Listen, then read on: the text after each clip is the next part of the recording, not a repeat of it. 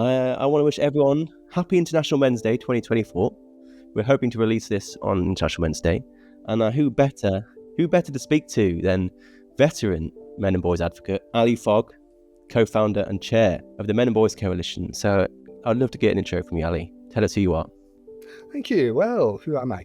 I'm co-founder and chair of the Men and Boys Coalition. And relevant to this conversation, coming out of a couple of events that happened in 2010, 2011, we basically decided to form a committee to promote International Men's Day as an event in the UK to raise awareness of issues affecting men and boys, raise funds and awareness of charities supporting men and boys, and to promote a positive conversation around men, boys, and masculinity, as we put it at the time. I am a writer and journalist, and at the time I was writing a lot for The Guardian, and around, I think, 2010 or 11, I wrote a piece about International Men's Day, and that basically asked, is it anything more than a punchline? And I went on the early days of Twitter, as it was then, and I asked people, if I said to you, International Men's Day, what would you say in reply? And I got about 500 responses. 499 of them were, I thought every day was International Men's Day. Okay. And so we began publicizing some of the issues. We chose a different particular issue, whether it was like male survivors of child sexual abuse one year or domestic abuse, or boys' educational underattainment in schools. With International Men's Day, I have to say, in the UK, this year, we have gone from being a punchline.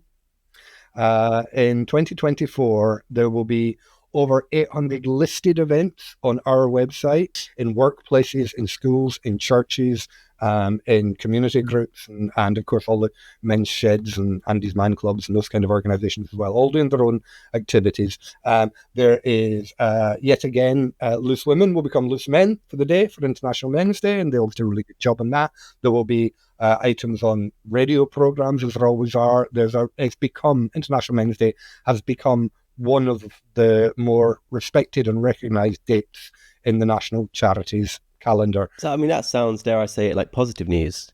Goodness. We don't get many of it. And we have to keep reminding ourselves that there are positives. And the other thing we could say is that a lot of the charities that we were involved with back in 2010, 11, 12, some of them have gone by the wayside, but quite a lot of them were tiny then and are huge now and really successful. But I think I am able to tell you that on International Men's Day this year in Manchester, where I live very happily and proudly for 3 decades with my family, we have a fantastic organisation called We Are Survivors here. We Are Survivors is now the largest male-focused charity in the UK. It has about 48 staff. It has about 3,000 service users on its books at any given time. It has a turnover of approaching £2 million a year. Amongst other amazing work they do, they now deliver trauma-informed counselling inside every prison in the Northwest. And I think I'm right in saying that's 17 men's prisons and 3 women's prisons. And the reason they're able to do it is because they've been able to demonstrate massive impacts in not only behaviour and well-being and reducing self-harm, reducing suicide, but also massive influence on recidivism and reoffending rates. People think about abuse in prison, they assume it's people who have been raped or abused while in prison, and occasionally that can happen, but much more commonly it's people who were abused in childhood who are only now getting the kind of help that they'd never had before, making a massive difference. So We Are Survivors, and at the time it was one man sitting at a desk in Manchester with no funding. Duncan would tell you stories about going to meetings in Westminster where organisations from the women's sector would say, if he is in this room, we are leaving.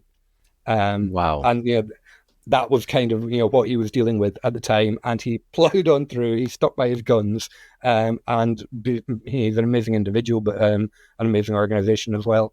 And if you stick with it, you can have these amazing success stories, and there are loads of them about. Like when we began International Men's Day, it was 5 years before Andy's Man Club had even been considered. Men's sheds basically didn't exist Talk Club didn't exist, Andy's Man Club didn't exist. All of these organisations and countless others are now providing services to literally hundreds of thousands of men every week all over the country. And at the time we started this work, they didn't exist. So despite the fact we're probably going to go on and complain and moan about all kinds of things, but over the next 45 minutes, however long we're here, it is important to remind ourselves that actually, the work we're doing, the work that people within our sector do, Yes. it can get through and it can make a difference and you can survive. I mean, to quote one of my heroes, Hans Rosling, he said it's perfectly possible for things to be bad, but also getting better. So things are bad, but they are also getting better. Those two things can coexist, and they do. And I mean, even in my short tenure in this space, which is nothing compared to yours, I've seen change. I've been laughed at for ideas that people don't laugh as much at me for the same ideas, but I mean, people are actually considering them, like the Minister for Men, which we can come back to. So hopefully this year, International Men's Day can finally elbow out International Toilet Day, which is on the same day. You know what? Yeah, well, people used to say International Men's. Oh, I thought it was International Toilet Day. Same thing. Yeah. International Toilet Day is a really important event that highlights sanitation in the developing world and helps people build wells in villages that didn't have them before and do lots of amazing work. And it's people doing unfashionable work that sometimes is seen as being a bit dirty, but making an amazing difference to people's lives and deserving an awful lot more love than mockery. So I am very happy with that association. And big up our friends at World Toilet Day. We always give them a share on International Men's Day, and they give it back to us. So I love that. I mean, I think toilets are really important. They literally save lives, and of course, they put up with a lot of shit. So what a great comparison. I wish I'd thought of that, Dan. So, I mean, to quote the iconic Jess Phillips, so you don't think International Men's Day is the equivalent of International Able-Bodied Person Day or International White Person Day? You don't think that's a fair comparison? I don't think it's a fair comparison. I've thought a lot about this particular point. It comes up often in one context or another. And here's how I see it. I, for anyone who hasn't worked out or doesn't know, I am a white, male, middle class, university educated, heterosexual man and father. Okay, I have got. I went to a bog standard comprehensive school, but other than that, I've got pretty much every privilege you could possibly imagine, and I have gone through life, and never once has being white been a problem for me. I have never lost a job for being white. I have never been shouted at in the street or abused or beaten up for being white. I have never I've never been kicked out of my family home for being straight. I've never been forced to do things that I didn't want to do because I am able-bodied. You can go through all of these personal characteristics and none of them have caused me any kinds of issues. Being a man all my life, in many ways, has been incredibly difficult. I've had to deal with the gender bullying as a small child, the inequities and brutalities of male gender socialization. Man up, be a man, or we'll beat it into you if you don't go along with what we think a little boy should be as a man. If there's a war, and thankfully I'm probably beyond the age where there's an issue, but I would be the one that would be called up. If my family were to split up, I would probably lose access or custody of my children, and so on and so on. There's all kinds of issues that affect me. As a man, I am so much more likely to be homeless. I am so much less likely to get the medical support need. I'm so much more likely to die early. And if any of these, of all causes, but particularly suicide, and if any of these were issues for white people or straight people, then I might be a white person's activist or I might be a straight person's activist. But as it is, being white is an absolute breeze. Being straight is an absolute breeze. Being able-bodied is an absolute breeze. Not always the case for being a man. I mean, I'm sadly part of that same club, like a white, straight man. Might have to play up the fact that I'm blind in one eye and I'm left-handed, but but that doesn't really go down that well. I've recently discovered I've got ADHD. Does that count? Yeah, let's lean into it. The ironic thing about privilege as well, the ways in which I think I'm most privileged, no one ever talks about that. Like in terms of middle class, I think I'm very Right. privileged. I think being born in this time rather than 1,000 years ago, massive privilege. Thank you. And I'm also born in the UK. Huge privilege. Those are my top three privileges. Where is the discussion on class, the ultimate divide? There used to be quite a lot of conversation about class, but over the last 20 or 30 years or whatever, we've been told it's not fashionable. Yeah, well, it's bizarre. And I mean, a lot to be said about Labour Party in that area, but this is a conversation for another podcast, perhaps. I'd love to know, I wanted to ask you for a while, what is being woke? Because I think this is somewhere where I think, disagreed. What is being woke? The best way I can answer that, I am old enough to remember the early to mid 1980s when I was already politically active as kind of going into my student years. And people with my politics were described as loony lefties. Jump forward 10 to 15 years, and the exact same people were being described as political correctness gone mad. If political correctness gone mad, everything we did was political correctness gone mad. And jump forward another 15 years, and it's woke. Everything's gone woke. Everything I don't like is woke. I saw somebody on Twitter the other day complaining about VAR in football, video assisted referees, and talked about woke VAR. Yeah. My key point is I cannot identify any objective discernible difference between what was being alleged in the early 90s as loony lefties, or the 80s, or the 90s as political correctness gone mad, and what is now being derided as woke. Now, I've looked at some of the books and the papers that have been written by people who identify the woke agenda as being some sort of particularly iniquitous ideology. And every time I look, I can immediately spot whopping great logical fallacies in the heart of everything they say now. But I think the fundamental problem with woke is that the people who are accusing others of being woke do not know themselves what it is they're really complaining about. And if they were much more precise about what it was they were complaining about, then we could have much more meaningful conversations. By and large, I think it's all nonsense. But within the nonsense, there are some specific issues. So to be clear, you think it's more of just a slur to discredit people? There isn't really much to it. There's no substance to the woke, anti-woke thing. I think it's a slur that people use against anything that they perceive to be vaguely socially progressive and that they don't like. Yeah. They're the only things that they have in common. Yeah. I mean, the word problematic is often used, and I just think that's a word people use because they can't think of a better one. They can't describe why it's problematic. They just don't like it. But what I think about, feel free to debunk me. The way I consider woke, and I wasn't around in the 80s, so perhaps this is what it was all the time. But for me, it's about wanting to look good ahead of doing good, politically speaking. It's about wearing politics like a fashion item. You want to present yourself in the best possible light, regardless of the impact. But to put it back into a football metaphor, especially one for you, am I right in thinking you're a Man City fan?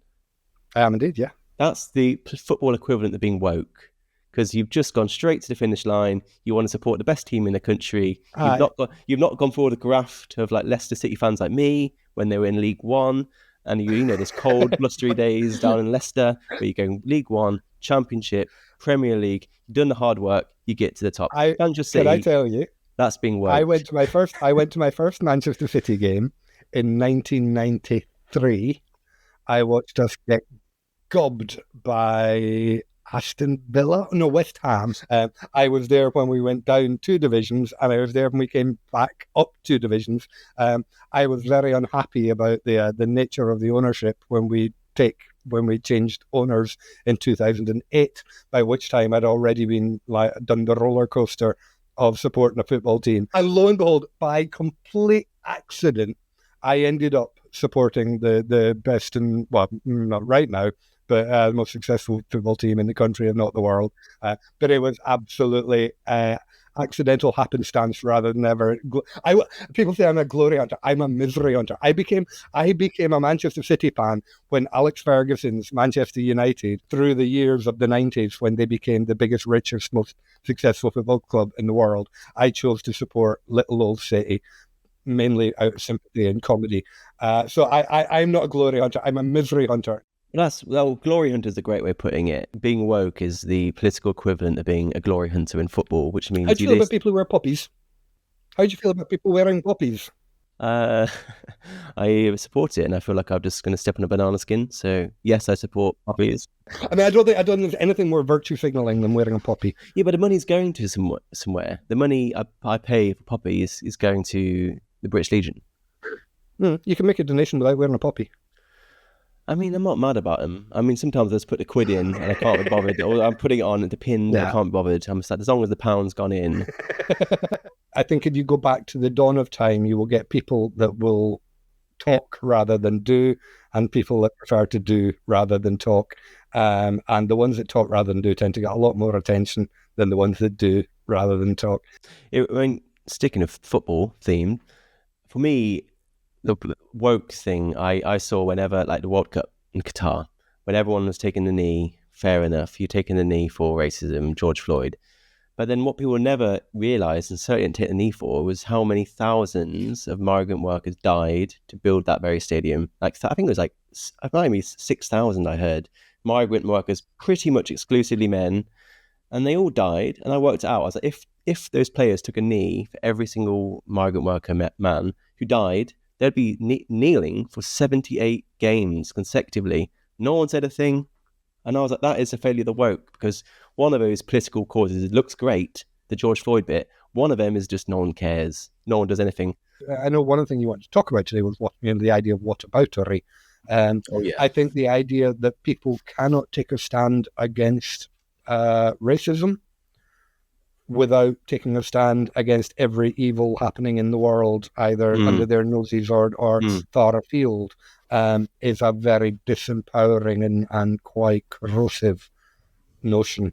That actually, there are practical and pragmatic limits to what we can say and do and express at any given time. And actually, in the years after the murder of George Floyd and what was going on at the time, for footballers to demonstrate their solidarity with people who were opposing racism all over the world is not a bad thing to do. And I would take issue with anyone who said it was a bad thing to do. Now, they can't do everything. Can they take a knee for victims of racism, and then take an elbow for victims of homophobia, and then take a nose for victims of industrial workplace accidents? Yeah. Right? Like you have to end it somewhere. But people can't do everything, and I think this idea, unless you can do everything, you shouldn't do anything, is a false construction. I agree and disagree. I mean, I'm not training to become a cardiologist. That doesn't mean I'm in support of heart disease. It doesn't mean I don't want to end heart disease. Obviously I do, but I can't do everything at once. Yeah. My issue is that when is a disproportionate amount of time spent protesting something like transit rights? Like I think we're pretty much aligned on trans rights, and I'm sick to death of the amount of conversations happening around what's the tiny percentage of the population. And I'm like, it's fine, you can talk about trans rights, pro or against, but let's make it proportionate, shall we, to the amount, because there isn't an infinite amount of bandwidth. There isn't an infinite amount of compassion. Everyone talks about, there's so much compassion to go about, but there isn't. There's not an infinite amount of funding. There's not an infinite amount of column inches. So we do have to be proportionate and realistic. And the fact that no one had talked about thousands of men who died for Qatar, and everyone's talking about one man whose death was a tragedy, George Floyd, that didn't feel right. They weren't talking about one man, though, George. They weren't talking about one man. They were talking about millions and millions and millions of men, women, children in the past, in the present, and in the future. What's the worst? What's the worst possible outcome from a football match being delayed for literally nothing, a second and a half, while people take a knee and stand up again? So, if it's making a positive difference in any way, then good. And if the cost to all of us is literally zero, then fine. Yeah. I mean, I'm in support of that. I agree. I don't care if we start a bit later, but I'll just argue: is it more appropriate for them to take the knee to raise awareness around the men that died to build the very stadium we're all sat in? Yeah. And I would think it probably is. I mean, there was all kinds of interesting politics going on around that, and like different players and different teams trying to do different things around the government of Qatar, and whether it's homophobia or workers' rights, like forced labour, and racism and so on. And all of them were stomped on by FIFA, with the exception of the taking a knee issue. It would have been marvellous if Harry Kane had taken it upon himself to get expelled from the tournament by FIFA for making a political stance against this issue. Yes, it would have been absolutely fantastic. Yeah. The good thing is the expulsion of Harry Kane wouldn't really have altered much of the outcome. I think Germany, to their credit, they did actually protest the migrant deaths, and I've seen quite a few photos of them doing that. I don't think it was actually at the games, but certainly in the friendlies they did quite a bit, so good for them. We're talking about whataboutery, which is maybe another point of difference between us, which I'm happy to talk about. I get accused of being a whatabouterist, if that's a word, to commit whataboutery on a frequent basis, because I can never understand why we are so enthusiastic to talk about issues when they impact. Hang on, I've got some crazy dogs behind me. I'm loving your dog. I wholeheartely approve of pet content in any kind of online video. What? Only he's a new dog, the big one, and he does a shit every now and again right there. So I'm waiting for a podcast for him to come in and just do a huge shit, and it might well be today. I often get accused of whataboutery, which, for those who don't realise, it's where someone tries to distract from one issue by pointing to the other. And I am a whatabouterist, and I personally think in certain instances it is a legitimate technique and it is needed, because there is the men and boys issue seems to have two tiers of problems itself, and then a second tier where no one seems to care about it. And it's frustrating when that issue impacts women and girls, we talk about it. When it impacts men and boys, we don't. It's a great example is perhaps the Labour reforms in the prison system recently, where Labour have announced a lot of really important progressive work to look at the prison system, to close prisons down, recognising most people in prison shouldn't be there. I agree. I'm a big fan of changing the prison system, but the Labour Party are only doing it for women in prisons. And I feel like in that instance, whataboutery is a legitimate thing. Like, what about men in prisons? Men in prisons are at least 95% of the population, and yet this policy, much needed policy, is not targeting them. So what about? So is whataboutery, can it be legitimate, or does it create more harm than good? Yeah, I think legitimate is probably the wrong question. People can do what they like. Is it the most effective way of raising these issues? The women in prison is a really good example. I wrote an article in The Independent once calling for a Kirsten report for men. What I said is that absolutely everything Kirsten said about women in prisons is true. The overwhelming majority of women in prisons have had the most terrible lives. They've been victims of exploitation and abuse. They've got serious mental health problems. Their prison is not helping them in any way. It's to the extent that they are evil or bad people, it's making them worse. And to the extent that they're mentally ill, which is a much bigger issue, it's also making them worse. So absolutely everything Kirsten has said about women is absolutely true, and I support it 100%, and I will cheer every step along the way. It's also true of men. Almost everything I have just said about women is also true of male prisoners, the overwhelming majority of whom have had the most appalling lives of exploitation and abuse. They've got all huge numbers of adverse childhood experiences in their background. They've got appalling rates of mental illness. They've got the huge number of prisoners are functionally illiterate. A reading age of below 8.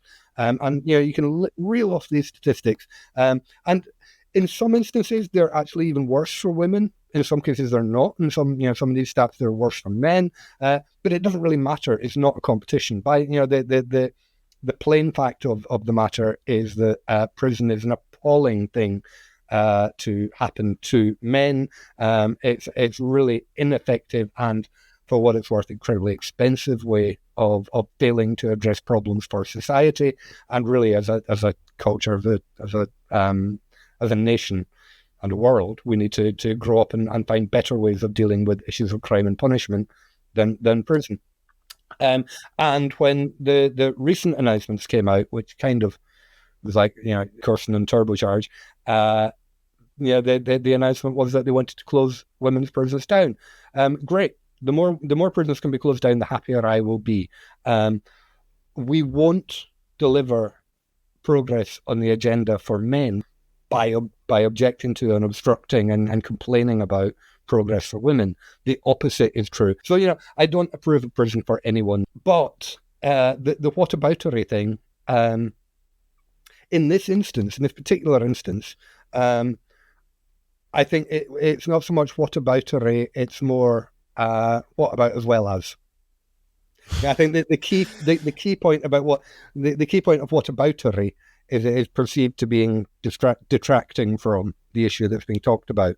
So if you're coming into a debate, if you're coming into a space where people talking about women's prisons and start wanting to talk about men's prisons at all, it probably won't have much positive impact unless you at first, you begin from the point is like, yes, I completely agree. I heard the pod that you did with Richard Reeves recently, where you were talking about how you have to frame everything in kind of the right, progressive, supportive, pro-feminist or whatever it is remarks before you go on to say anything.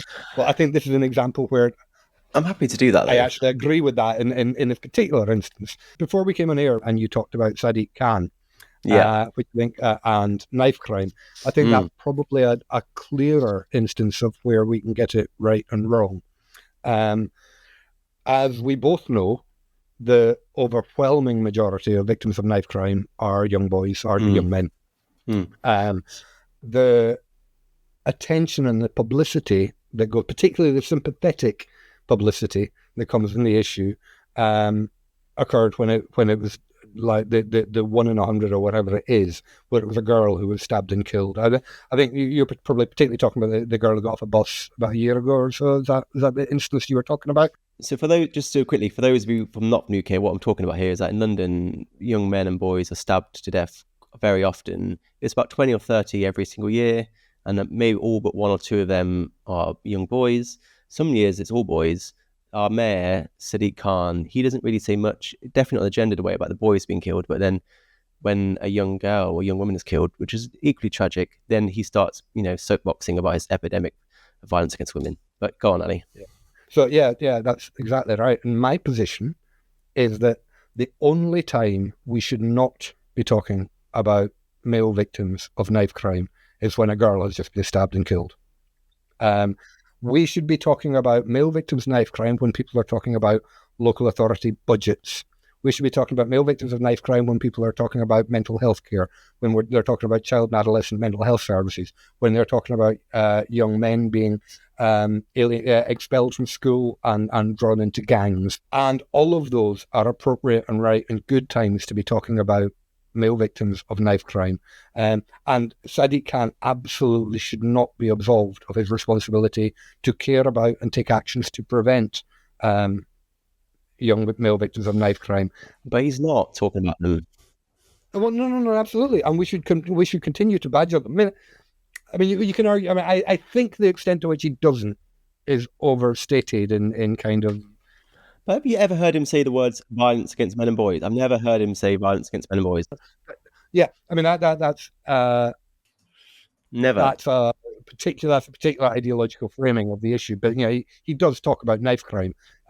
He won't talk about it in a gendered way that you and I might want him to. But yeah, anyway, that's kind of by the by. The point I am making is that if you respond to a tragic instance of a girl being killed, when people are emotionally wrought and really upset by what's happened, and you say, why are you talking about this and you're not talking about that?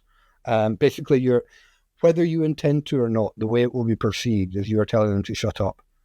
That you're telling them that it's not that you're telling them that you don't care about these boys, you're telling them that you don't care about this girl. That's how it is perceived. And so if your objective is to increase understanding, increase concern, increase compassion for male victims of knife crime and for young men and boys who are getting dragged into cultures of violence, gang cultures and related, which are difficult and complex issues, then the probably the worst place to be trying to talk about that and to raise that is when people are mourning the death of a girl. I totally disagree, which is great. I mean, depending on how you do it, you are right. But depending on how I try to do it, I think it's the best time to talk about it, because the issue we're talking about is knife crime. And any discussion of knife crime has to include those most at risk, especially when that person's 10 times more at risk than someone else. Maybe there are better times to talk about it in terms of what you discussed, but no one's listening then. I didn't get to decide when the public want to talk about knife crime. or when they don't. And Do you think, and when you talk about it in the context of a girl being killed, though, do you think anyone is listening to what you say in that moment? I think so. I think they do. I think when I say, I don't want to say forget about How are they Eliane. responding? Let's talk How about. are they responding, George? Obviously, not everyone's happy about it, but I would say net positive is probably the best way to describe it. It's not. I'm not trying to in that instance. I'm not trying to diminish anyone, any death. I'm just trying to remind people that there are also a huge amount of boys that have been killed this year. No one talked about them. I think about at least 15 boys have been stabbed and killed in London when Eliane was killed. My point is that none of those deaths are more or less tragic. As long as you frame it in the right way, it can be framed in a way it diminishes one death, but I don't try to do that. This absolutely isn't a criticism of you, because this doesn't apply to you, but I think the big problem when people are thinking about this, understanding this, is that most people who come in to talk about the deaths of boys after a girl has been stabbed are people who never talk about the deaths of boys at any other time. Yeah, well, Actually, when the London mayor announces his budget, those people, they're not turning up in his mention saying, "Where's the budget for knife crime in this? Where's the gang prevention work? Where's the youth work with young men who are at risk of violent crime in this budget?" And that is when it is most effective, and that's when he has really got no get out clause for not talking about this. I would say, if you want to get involved in support in reducing the prevalence of knife crime, particularly knife related homicides in London or anywhere else, talk about it. Get involved in that as an issue. There are all kinds of campaigns and organizations that are working incredibly hard against knife crime, and many of them working in a particularly with a gendered lens focused on boys. Support them, give them money, raise awareness of them, promote them, amplify their platforms. There's so much we can be doing in the other 364 days of the year that we're not doing. And if we do all of those things, we look after the other 364 days, and if still haven't got through, then we can come back in the 365th and talk about it then too. But not until we've done all the others. You make a good point. And I mean, I do talk about knife crime. I talked about it yesterday. I've got a post coming about the same thing. I'm always hammering the violence against men and boys, sort of flying that flag. And if I did see equal ambition from Sadiq Khan every time a young boy was killed, then I absolutely would not feel the need to hijack the conversation when a young woman is killed. That's my point now. When people say, this isn't about you, they get it. And it never is about me. It never is about boys being killed. And that's the problem. I'm accused of hijacking a conversation, but I'm hijacking nothing. Because if the plane is knife crime, boys and men deserve a seat on that plane. Yeah. I will say, again, I might be helping you and help you segue to our next topic of conversation. I think what we've been talking about here is particularly poignant and important when we're talking about domestic abuse and other abusive crimes. I made a conscious decision about 10 years ago or whatever, much like I was saying a moment ago, to talk about male victims of domestic abuse in every context I could, except where people are talking about female victims of domestic abuse. To do so doesn't actually advance my cause in any way. All it does is it makes me enemies, and it entrenches people, and it creates a division, and it loses us allies and support where we need friends. So I think there's a really important lesson there. And I again, like, those listening in or looking in today, I would urge you to take that away and at least think about it, whether or not you can live with it. I must admit, it was an incredibly difficult thing for me to do, because I spent a large part of my career arguing with feminists online. I got paid to do it, and I'm not actually lying. The Guardian used to pay me to write articles that were basically trolling feminists, and I did it for a long time. And I thought I was on the side of the angels. I thought I was presenting the truth. I was trying to present not only my truth but academic truth. I was correcting people on their misinformation. None of it was helping. It took me a long time to realize that none of it was helping.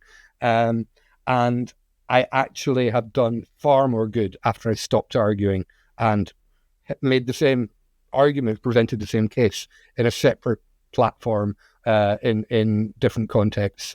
That's how you get through to people. You mentioned allyship again there. We need allies. But again, allies go both ways. And like, again, if one in three victims of abuse is a man, and if I heard 30% of the conversation of domestic violence being dedicated to men, then I'll be like, I'm happy to be a good ally too. But until I can see that conversation, then I will bring them up. I will crowbar them into conversation because it's not being had. And although I admire your position, I just don't think that acknowledges the second tier of the issue, where it's not only about men and boys being abused, but it's 700,000 in the UK every year, but it's the fact that we're not talking about them. And those two issues are sort of unique to men and boys, in my opinion. And it seems like you're talking about one, which is important, but I want to talk about the fact that we're also looking the other way. And it was actually an issue where I have been criticised. I've been called out by a fairly large Instagram account, Labour one, because I did a post about the lack of refuge for male victims of abuse, which is exactly what you're talking about. And the numbers are like 3,600 beds for women dedicated in the UK, and maybe 20, perhaps 50 now for men. So we're talking like, 1%, 2%. And I did a graphic, I had 3,600 and 20 for men. And then I got called out and it was like, why do you have to put both there? Why do you have to do side by side?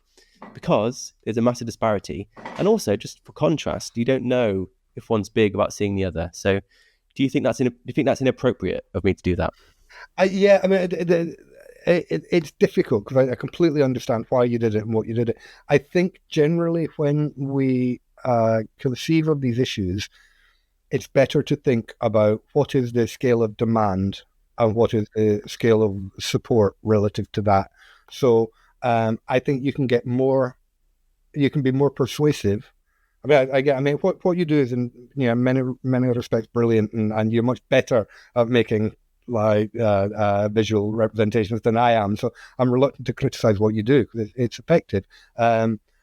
If you were to come to me advice on that, I would say that a graphic that showed the number of beds compared to the number of people who need number of beds for men next to the number of men who need those beds.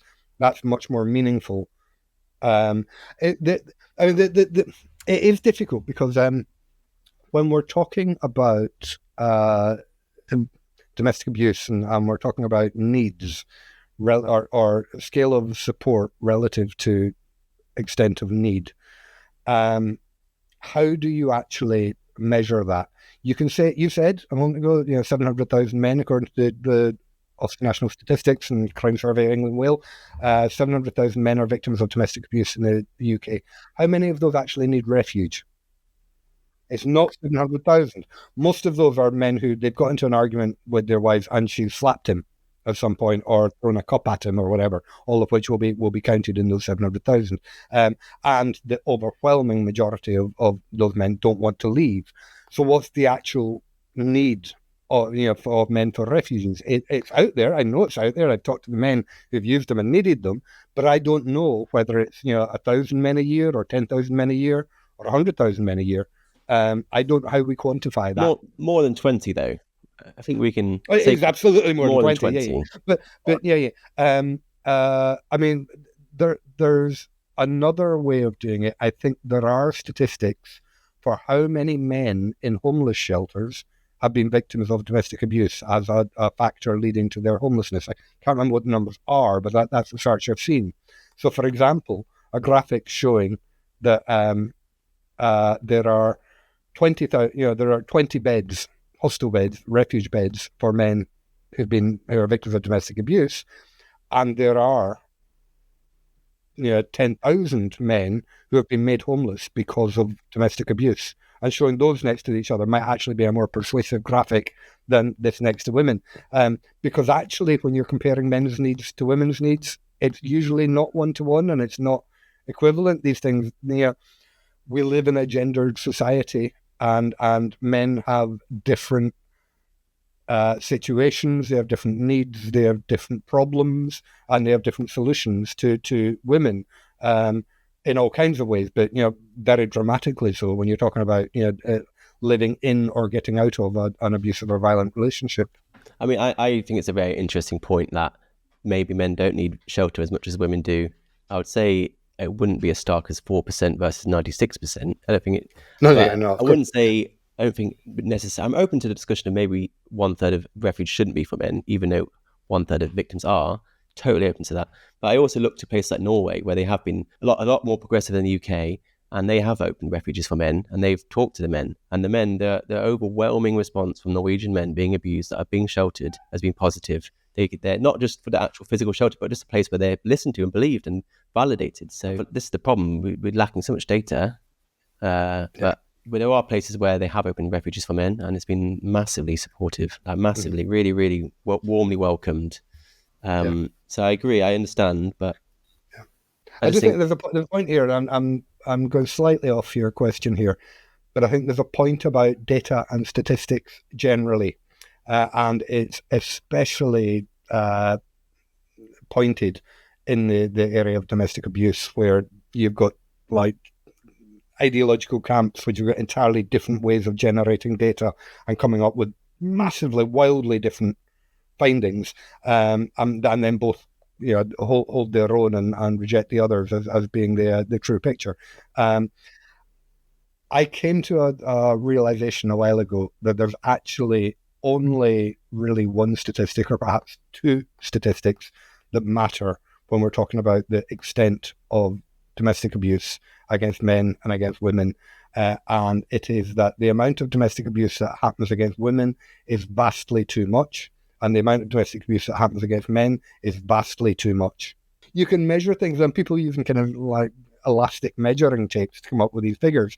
But whether you use one methodology and find that a third of domestic abuse victims are male, or a different methodology and find that half of domestic abuse victims are male, and actually, both of those methodologies have got their champions, and I've got a coherent methodological and theoretical explanation as to why you should use them.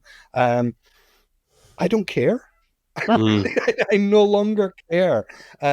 If we are talking about a third, then it's 700,000 men who are affected in any way in any given year. If we're talking half, then maybe it's 1 million men in any given year. Refuges is a bit of a red herring often, because it is only a small proportion of people that need refugee accommodation, whether they're male or female. It's much more about helpline support, group work, advice, legal help. All the kind of less kind of spectacular, less sensational, mundane and useful help that is provided to victims. That's the more relevant thing. And for both men and women, demand vastly outstrips supply. We could double the amount of funding to the men's sector. We could double the amount of funding to the women's sector. The proportion would get even bigger, but both would still be failing to meet all the people that would be coming to them for help. It's an enormous problem. Well, let me use your own advice against you, Ali. I mean, this is somewhere where we do agree, and I think you are whatabouterist, if that is a word. And that was when West Treating, who people don't realise he is the current Minister for Health in the UK. When it comes to healthcare, he is, top of the mountain. He's the most important person there is in politics in terms of health. He promised to write a strategy for men's health before the election, and then the manifesto comes out from Labour, and they say, we are prioritising women's health, literally written black and white. Men's health in the UK is behind women's by every metric, more or less. The Labour government are prioritising women's health, and you were outraged. I was outraged, and you and I were waving that flag together. But you saying, what about men, that makes you a whatabouterist, does it not? I don't think it does, no. But then, should we not just wait women solve their problems? I mean, to answer your question, possibly. I mean, I do whataboutery on a regular basis. Yeah. Well, if you're doing a Jacques Hughes, then yeah, fair enough. I'll hold my hand up. Quite possibly. But I think that's an interesting one. I'm going to speculate wildly, and I will be clear to everyone that I am speculating wildly here. The reference in the Labour manifesto to women's health was really jarringly out of place. I don't know if you actually read it in context, but they were talking about health policy. It was just there for no particular reason, and it didn't really, you can't really apply it to any specific policy change or anything they were going to do. My theory, and it is just a massive speculative theory, please don't quote me on this as if it's actually happened. I think the most likely thing is that the Labour health team under West Streeting did their section of the manifesto. They submitted it with a promise for a men's health strategy in there, and appropriate ministerial support for a men's health strategy. And someone at the spin doctor level of reputation management for the Labour Party looked through it, got to that section and went through it with a red pen and changed all the men to women, thinking that that was a better pitch, that was a better political sales pitch than what was there. Which would, if that were true, it would explain, A, why there was no mention of a men's health strategy in there at all, when only 2 months earlier, Wes Streeting had quite prominently said that he was going to introduce it. And it would also explain why that paragraph about women's health was in there at all, when there was no apparent need for it to be. I think someone had just added WO to every mention of men. Now, that's, if that were true, if that is true, and I'm like I say, I repeat once again, I'm speculating wildly. If it were true, it would explain an awful lot, but also it would be quite revealing about how men's issues are thought about or have been thought about in politics, and how it gives you some measure of how far we have to go, particularly with the Labour Party. At the same time, the other side of that coin is that Wes Streeting did promise us a men's health strategy, and discussions and negotiations about that are ongoing. I know he was meeting with the Men's Health Forum, our colleagues, a week or two ago, and at no point has he come out and said that men's health strategy will not be in there. So maybe he will get to it. So at the moment, there is no active movement towards a men's health strategy. But until we hear otherwise, the Labour Party and the Health Secretary, Wes Streeting, is committed to a men's health strategy. Now, those who follow my Twitter feed or other output closely will know I'm not the biggest admirer. I don't have the most faith in Wes Streeting, so I'm not pinning all my hopes on him. And if we prove to be like grotesquely disappointed by the Labour Party in this respect, I will be less surprised than anyone. All we can do is keep it like pushing at the opportunities as they open in front of us and steer things in the right direction when we can, and hope that Wes Streeting doesn't watch your podcast. Richard Reeves brought up the whole Wes Streeting thing, and he saw that as a positive thing. I don't necessarily think it is a positive, because it's not materialised in any sort of meaningful action. I don't care what Wes Streeting said. I care what he does in policy. That's what matters to me. And one thing is very different to the other. So there's loads of reasons why we need it. The reasons why we haven't got it are kind of politically fascinating.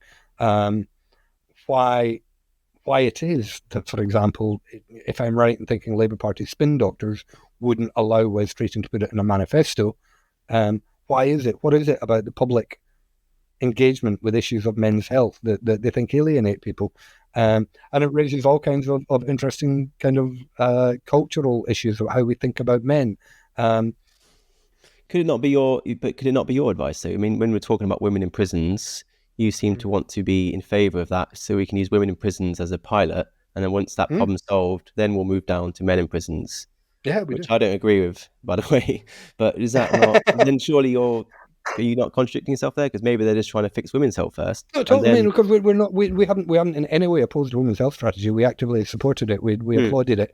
And we continue to support its existence. But what we need is an accompanying men's health strategy to fill the gaps that are left by creating a gender exclusive approach to certain parts of the NHS and healthcare. No, I totally agree. I mean, the stats I've read from November are doing really good work, I must say.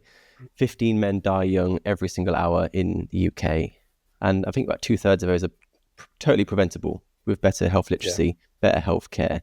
And that's just, and obviously suicide, got to talk about that. Number one risk to my life every single day, just like all young men.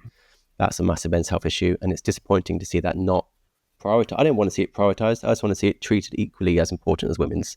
But Wes Streeting doesn't seem to agree on that one. One of the whack-a-moles that you've been whacking and I've been also trying to whack is the whack-a-mole of the students' union. Like we have a mutual friend, a guy called Rory, who's like a wonderful student.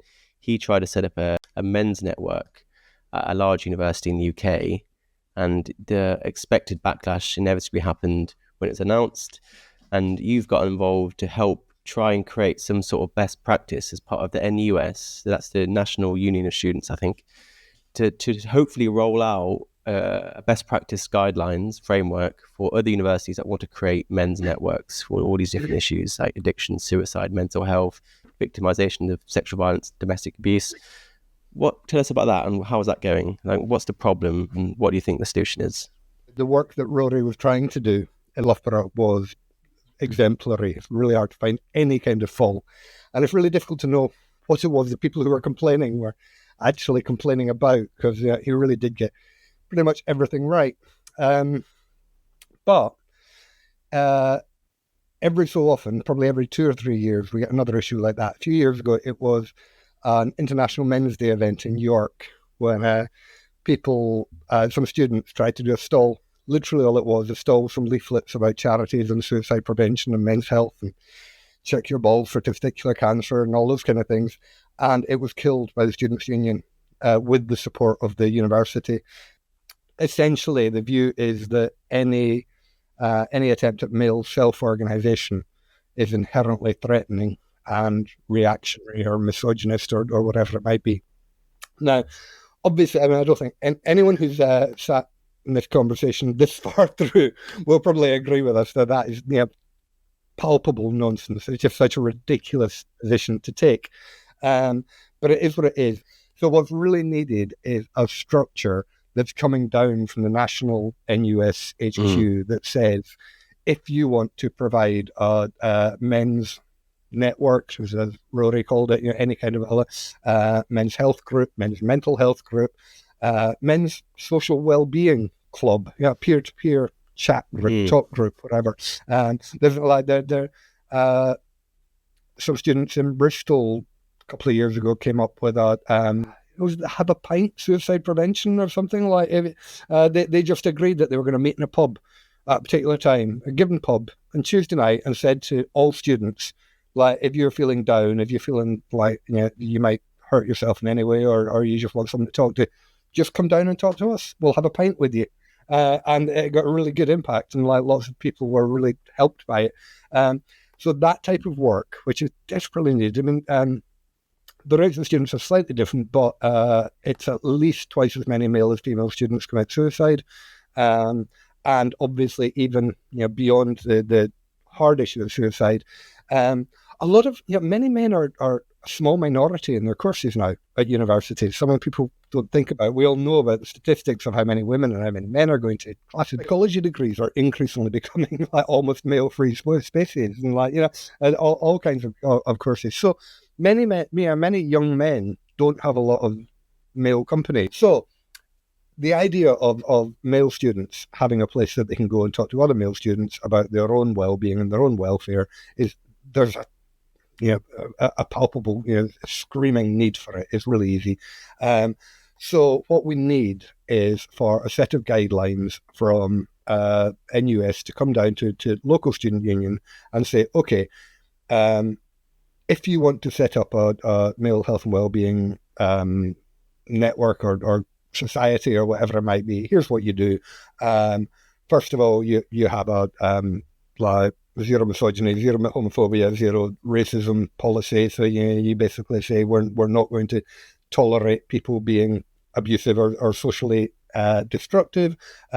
You say that we're here for issues of health and well-being and not representation and power. We're not trying to advance ourselves as men. What we're trying to do is survive in this horrible world that we are thrown into. You say that we are intersectional in approach, so we will support black men, we will support gay men, and we understand that you cannot understand the experiences of a gay man or a black man or a disabled man without understanding the man part of that equation. Because it's not enough to say we will support disabled students or we will support gay students or we will support black students, because the experiences of a gay man are profoundly different to that of a lesbian. The experiences of a disabled man are profoundly different to those of a disabled woman. And they have different needs. They have different assumptions are made about them. They face different stigma. So it's very easy to make a kind of left-wing, social justice, progressive, student-friendly, NUS-friendly approach to these issues. And I have to say, I'm not aware of Rory even threatening or suggesting he was going to do anything that would be in any way incompatible with anything I've just said. I'm sure he was, but it wasn't enough. So we just need a kind of charter, an agreement, and a set of standards that people can work to, and hopefully we can find a way of preventing this happening again, because male students are being badly failed by students' unions as it stands. I agree there needs to be some sort of framework, but I feel like getting people to sign some sort of framework or agreement not to have, misogyny and sexism within their group, and only doing that specifically for men's groups, I feel like you're validating the people who, by your own admission, their fears are completely baseless. To a certain extent, it's about meeting whatever the objections are head on, and but if those objections, by your own admission, are fake, are not real, they're based on nothing, then why are you? If someone says to you, "You're a misogynist," well, I'm not. Is it validate? Do you validate them when you say, "No, I'm not"? Yeah. That's why it pisses me off when people say like, "Oh, none of this I'm saying is misogyny. I doesn't mean I'm anti." I know that. I don't need to say that, because what I'm saying is self-evident. And I especially think that when only the men have to agree to it, because like you said, like these men's groups, these self-organizing men's groups, they're not as nefarious as people like to present them as. You look inside those groups, it's probably just two guys playing ping pong. It's really not that complicated. And I wonder whether a framework might actually legitimize people's concerns and make it like, "Oh, stay out of the sea, there's sharks," but there's no sharks in the sea, so don't put the sign up.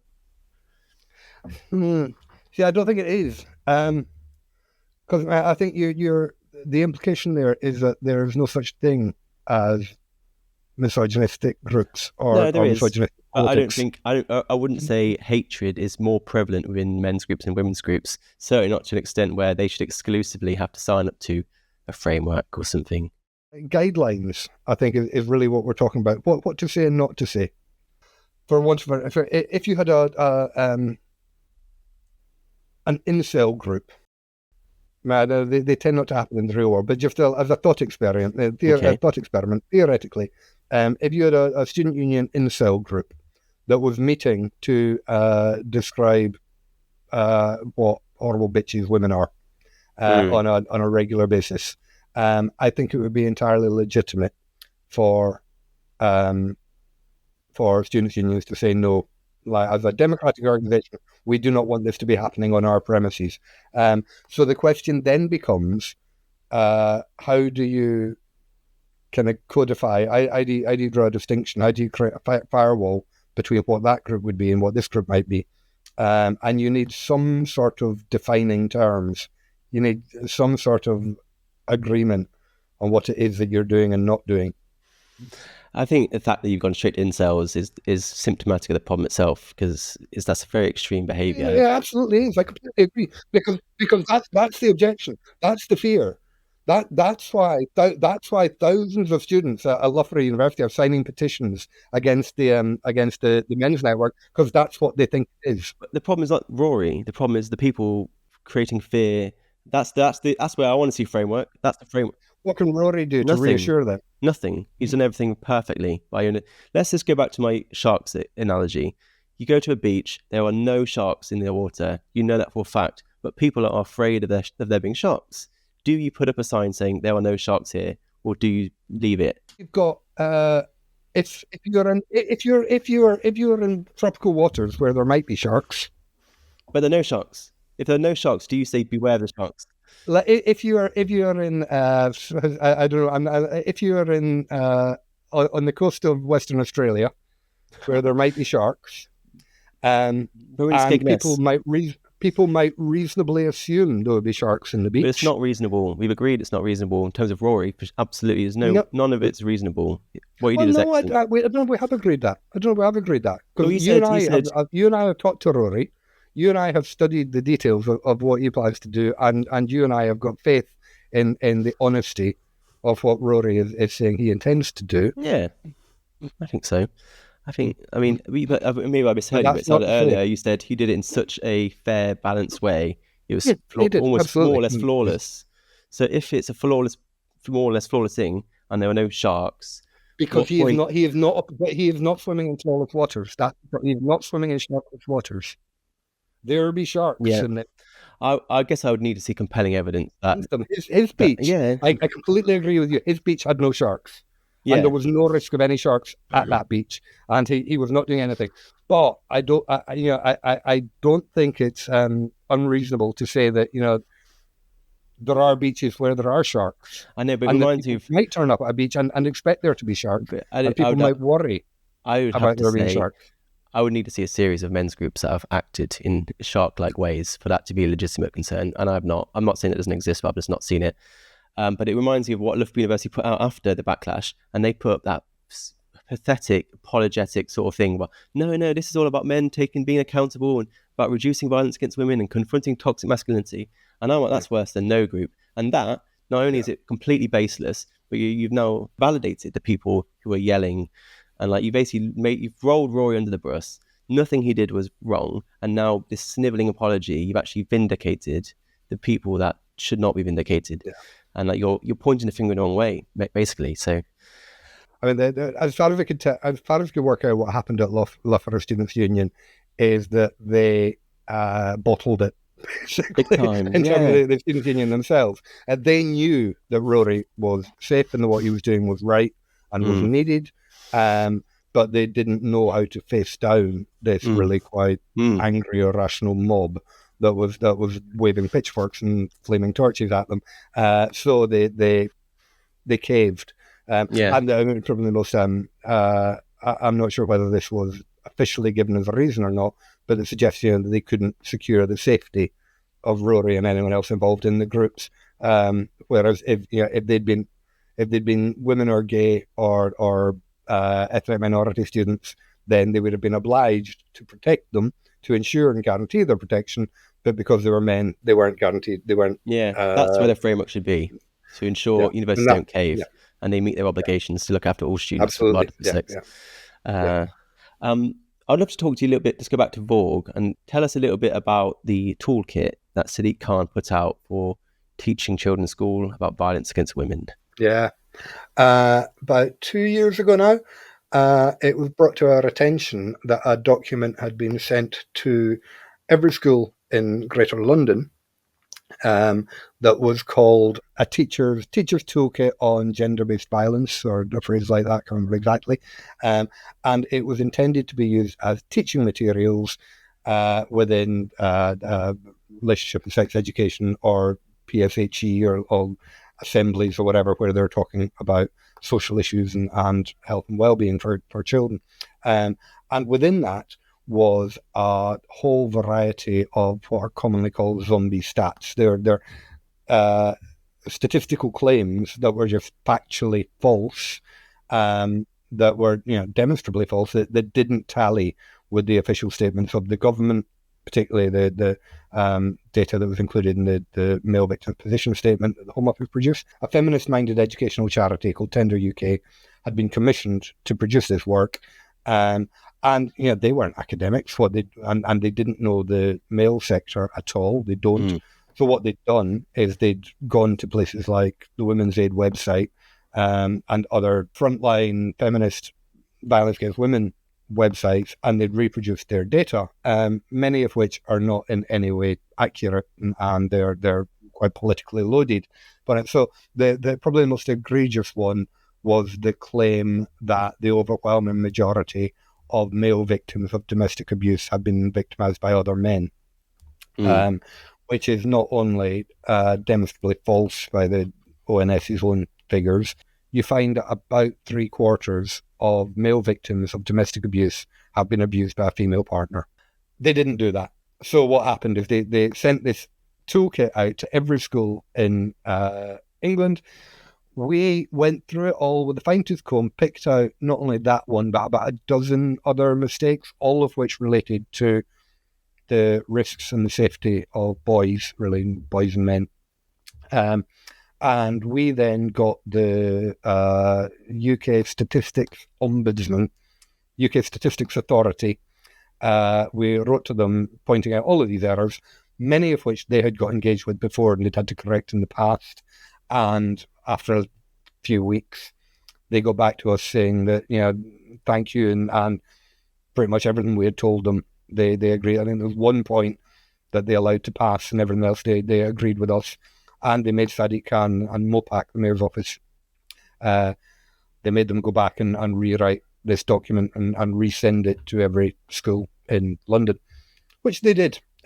We've yet to establish just how much of an effort they made to make sure that the original version was retracted.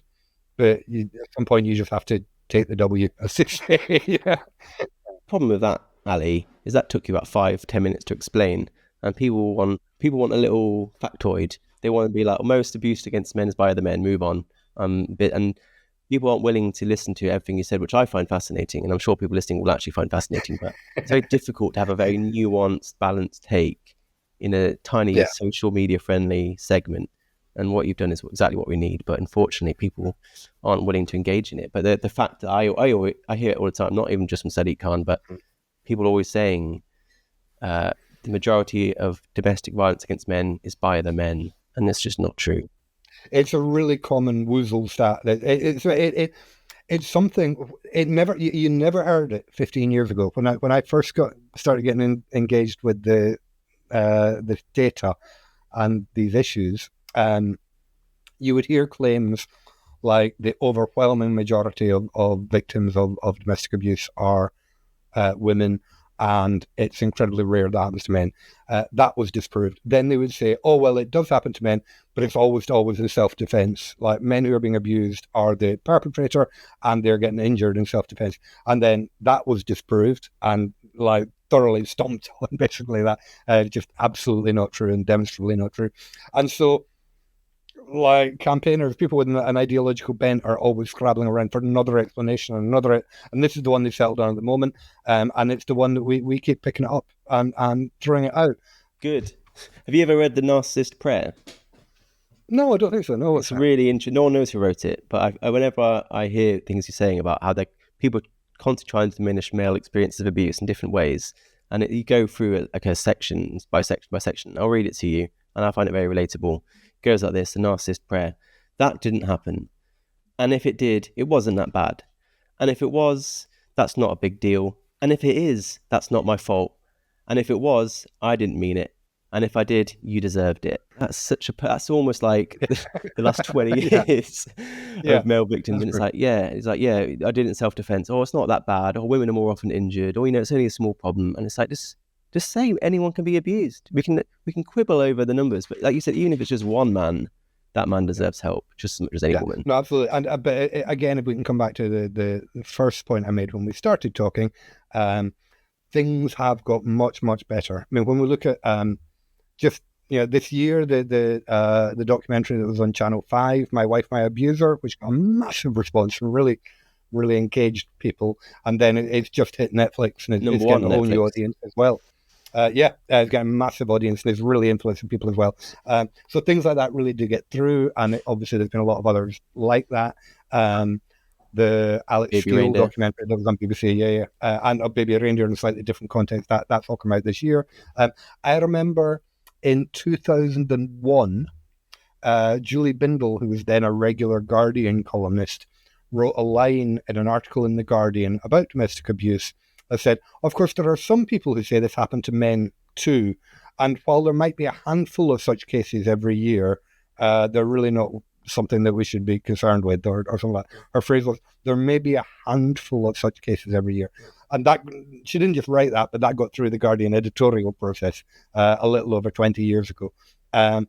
Public understanding would not allow that to happen now. We have moved on a lot. People get it a lot more than they did. We've still got a long way to go, and particularly with regard to policy and strategy, which we could talk about. We haven't even begun to scrape the surface yet.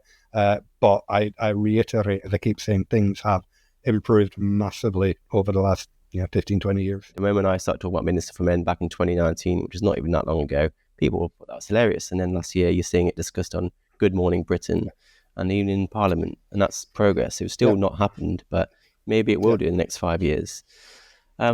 What would you? I mean, you've been around a bit longer than me. What do you think next 10 years are going to be? Are you hoping this is continuing to progress, or maybe even increases? Like, it sounds like you're painting quite an optimistic future vision. Yeah, I mean, I generally, I think it's kind of 2 steps forward and 1 step back. I mean, it's hard to escape the conclusion that the world is getting a worse place rapidly in all kinds of ways. So I don't know, and I would be reluctant to put too much of be too confident in any predictions. I think in terms of policy and politics, I think the kind of what we might call the Richard Reeves breakthrough is actually happening. I mean, we're talking about Web Streeting, and like we're both feeling like slightly less than optimistic in terms of Web Streeting following through on his promises. But the fact that he made that promise was actually quite significant. It was sticking in Parliament. One of the most genuinely encouraging things that happened in my entire time in this realm is after many, many years of Labour MPs and politicians point blank refusing to engage with men's issues in any way whatsoever, like not turning up to the debates, not answering letters, not commenting on it. It's not so much that they're hostile, just absolutely terrified of the issue and refusing to engage with it in any way. After the general election this summer, they came back and launched a new APPG list, which is the all-party parliamentary group on issues affecting men and boys, which was something that was only set up in the last Parliament for the first time. And all of the MPs who sat in that committee were Tories, and I think one Lib Dem, maybe one SNP as well. This time, after the general election, there's, I think, 10 Labour MPs signed up, which is a massive and really important change. So things like that are happening all the time, which makes me think that people in at least the centre mainstream left, arguments of people like Richard Reeves are getting through to them. He likes to talk about how Barack Obama put his book on his reading list. Of course he does, I would too. But that's not insignificant. And that kind of thing of these arguments are now finally reaching through, and we can secure change with people from across the spectrum. And things are moving.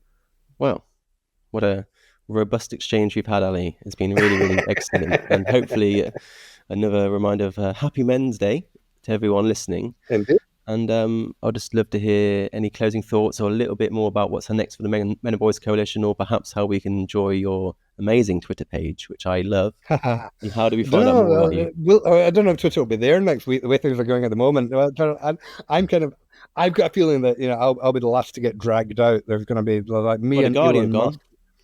I know, yeah. I'm going to be there saying it's Twitter, and there'll be Elon Musk going, it's X. It's Twitter, it's X, and there'll just be the two of us yelling at you about 20 years in the future.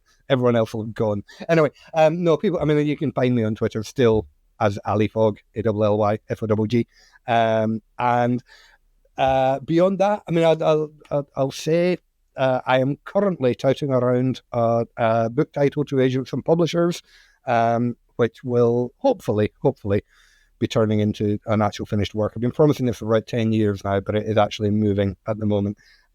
So that may be coming soon. And as far as the coalition is concerned, we found ourselves about this time last year, we found ourselves with no staff, really no commitments, at something of no funding. So about 10 years after we first began, we went back to key members and our trustees and had a bit of a discussion about where we should be going, what we should be doing. And that is a work in progress at the moment. So we've gone a little bit quiet for the time being. We are still promoting International Men's Day. And next year we'll be back with a conference in the National Men and Boys Awards, which we put on ice for now. But that will be continued to do. But no, I mean, I think the main thing I would urge people to do is keep an eye out for all the amazing projects supporting men and boys that are springing up. Some of which are not on our radar, and a lot of which aren't. It's just there's a massive mushrooming at the moment of particularly grassroots organisations doing incredible work as peer-to-peer support and victim support and everything else. So help them out where you can, and try not to cost too much if you can help it. Absolutely, and we'll absolutely second that. And if you are looking to support these organisations, perhaps if you're listening, don't donate money to one November-based charity and give it towards people at Ali. It goes a lot further with you guys, and support your grassroots organisations. Thank you, Ali. It's been really, really great, and I hope to do it again soon. The time has flown by. Congratulations to anyone who sticks with us for that entire length. We got there. Well, thank you especially to everyone. And we'll continue it another day. Thank you, Ali. Let me press stop. Thanks for that.